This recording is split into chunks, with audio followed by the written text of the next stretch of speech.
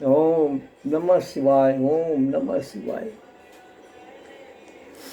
सर्पदंश के बारे में जो पुराणों में आया हुआ है कि किस स्थान पर कौन से पृथ्वी भूमंडल पर कौन से स्थान पर यदि सर्प काटता है तो प्राणी जीवित नहीं बचते हैं, और शरीर के अंगों में कौन कौन से किस स्थान पर कौन से अंग में यदि सांप काट लेता है तो उसको बचाना बड़ा कठिन हो जाता है। ये पुराण में इसका वर्णन मिलता है। आप समझें इस बात को। यदि सर्प श्मशान भूमि में काट ले या बावी बीबर के पास कहीं काट दे या पर्वत पर काटे, कुआं और वृक्ष के कोटर में खोड़रे में यदि काट लेता है, इन स्थानों पर यदि सांप काट ले तो उसका जीवन अंत समझिए।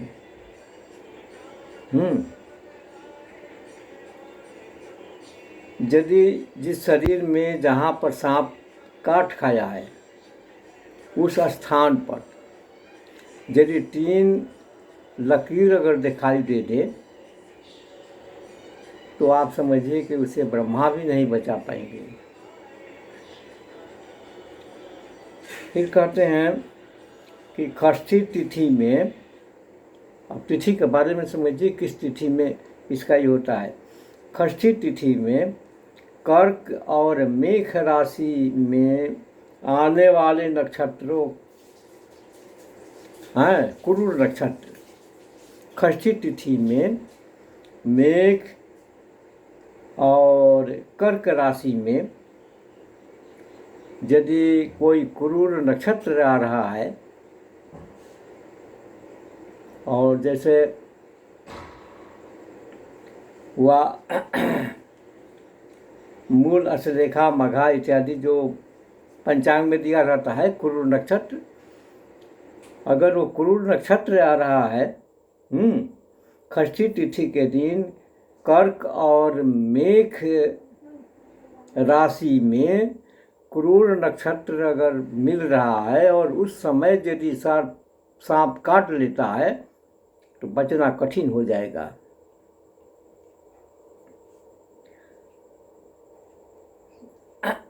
कांख में, बगल में कांख में,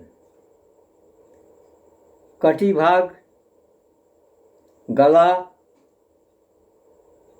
संधि स्थान, मस्तक, माथे पर या कनपट्टी पर, अगर इन स्थानों में सर्प काट ले तो प्राणी जीवित नहीं बच सकता है। यदि सर्पदंश के समय में सांप फुफकार रहा है और उस समय में उसके काटने के समय में यदि कोई दंडी साधु दिखाई दे या शस्त्रधारी, अस्त्र शस्त्र धारण किए करने वाला व्यक्ति, अथवा कोई भिखारी या कोई नंगा प्राणी दिखाई पड़े और उस समय सर्प दंश कर रहा है तो समझिए कि वो साक्षात काल बन कर आया है, उसको कोई बचा नहीं पाएगा। अब आगे सुनिए। हाथ, मुख, गर्दन और पीठ में सर्प के काटने पर वह प्राणी जीवित नहीं रहता। दिन के प्रथम भाग के पूर्वार्ध जाम का भोग सूर्य करता है। दिन के प्रथम भाग के पूर्वार्ध में जाम का भोग सूर्य करता है। उस सूर्य के भोग के बाद गणना करने से जो ग्रह आते हैं उन ग्रहों के द्वारा क्रम से शेष जामों का भोग होता है। उस काल गति में प्रत्येक दिन 6 परिवर्तन के साथ अन्य शेष ग्रहों का भोग माना गया है। ज्योतिष में काल चक्र के आधार पर रात्रि काल में शेषनाग सूर्य को स्वीकार करता है तथा वासुकी नाग चंद्रमा के लिए स्वीकार करता है और तक्षक नाग मंगल के लिए स्वीकार करता है और कर्कोटक नाग बुध के लिए स्वीकार करता है और पद्म नाग गुरु को स्वीकार करते हैं। महापद्म शुक्र को स्वीकार करता है और शंख नाग शनि को स्वीकार करता है और कुलिक नाग राहु को स्वीकार करता है। ये समझने की बात है, केवल सर्प काटने का ही बात नहीं है, ये समझने की भी बात है। रात या दिन में बृहस्पति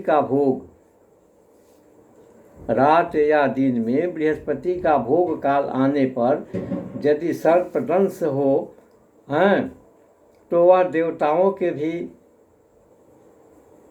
यदि देवता को भी काट ले तो भी जीवित नहीं बचेगा।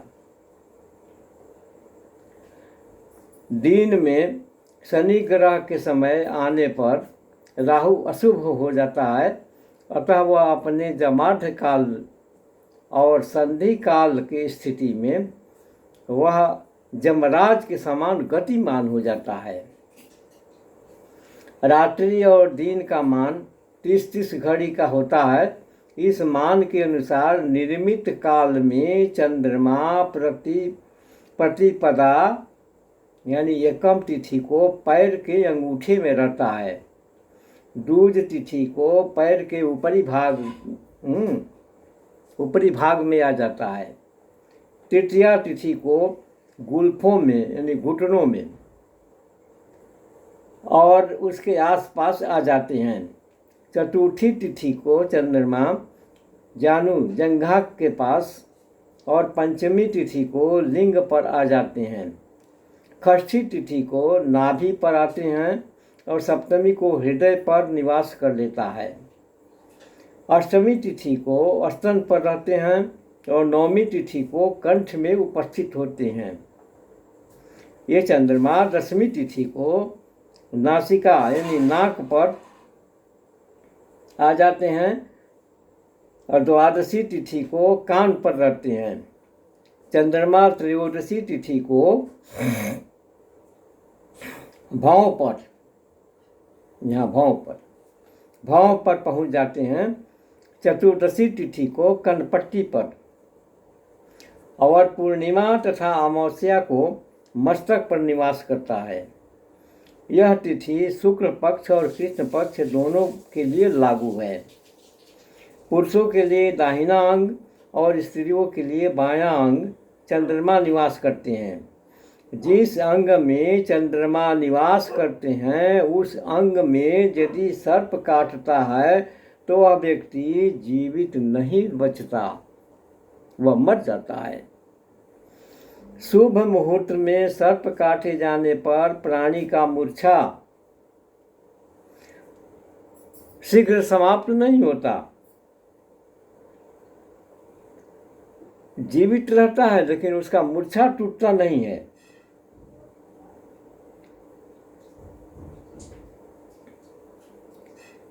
और उसका मूर्छा छुड़ाने के लिए, हटाने के लिए उसके शरीर को मर्दन किया जाता है। मलते जाइए तो मूर्छा छूट जाएगा और उसको जगाए रहिए। उसका गला कंठ वगैरह जो है कि नहीं बहुत ही कठोर रूप से सूखने लगता है। सर्प काटे हुए प्राणी को कठोर रूप से गला सूखता है। तो 2 काम करना है, एक तो उसको सोने नहीं देना है और दूसरा अगर गला बहुत ज़्यादा सूख रहा है, कंठ सूख रहा है तो उसको 1 चम्मच या 2 चम्मच घी पिला दीजिए और उसको जागते रहने दीजिए।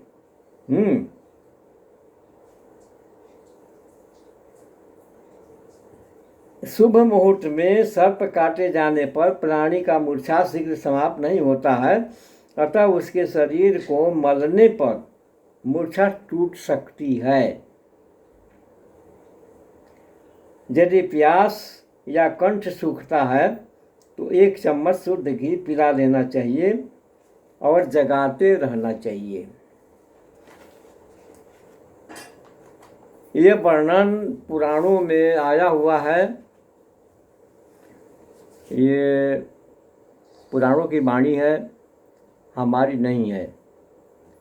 रही बात कि मानव जीवन को सावधान रहना बहुत ज़रूरी होता है। ये बड़े बड़े बिखैले सर्प हैं, 8 सर्प जो आप सुने, ये 8 सर्प बड़ा भयानक होता है। ये काल के रूप में आता है और इससे भी जो है कि नहीं, गौमान हुआ, गौवा, करैत, कोबरा, जो बहुत जिसके अंदर बहुत बड़ा विष है, उस विषैले सर्पों से बचना चाहिए। कुछ कहीं हम लेख पढ़े हैं कि हर मनुष्य को सांप नहीं काटता है। सांप यदि पिछले जन्म में सर्प के या उसके परिवार को अगर कोई मार दिया है और पुनर्जन्म प्राप्त किया है, तो वो सांप उस आदमी को डंक मारने के लिए प्रकृति में खोजता फिरता है। मिल जाने पर अपना बदला पूरा कर लेता है। फिर भी सांप से बचने के लिए बहुत से उपाय हैं, जड़ी बूटियां हैं, सांप के मंत्र हैं और भी उपाय हैं। तो सांप से सावधान रहना भी बहुत ज़रूरी है। ये बहुत बड़े विषैले होते हैं। तो आप हमारे बातों को समझ गए होंगे। ध्यान दीजिएगा सांप पर, अपना ख्याल रखिएगा। कोरोना है, ये भी एक सांप है, विष पैदा कर रहा है। घर में रहेंगे, बचा के रहेंगे, बच्चों को बचाएंगे, अपना ख्याल रखेंगे, परिवार समाज को ध्यान देंगे, परिजनों को ध्यान देंगे, ये बहुत ज़रूरी होता है। जय माई जगदम्बा।